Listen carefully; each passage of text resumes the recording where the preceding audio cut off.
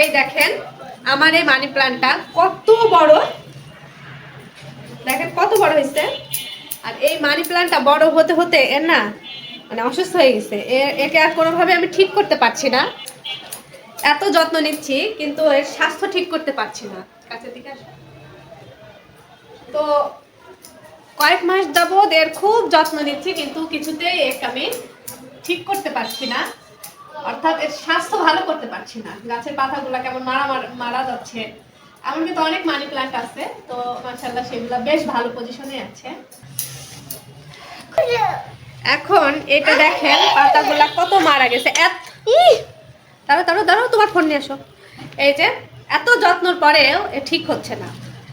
তো এখন যেটা করব, এটা লাস্ট ট্রিটমেন্ট হিসাবে আমি আমাদেরকে ধরো, এটা লাস্ট ট্রিটমেন্ট হিসাবে এটাকে আমি এখন ছাঁটাই করে দিব।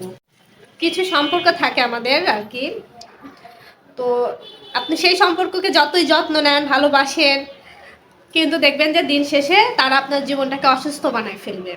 তাই সেই সম্পর্কগুলোকে কি করা উচিত জানেন?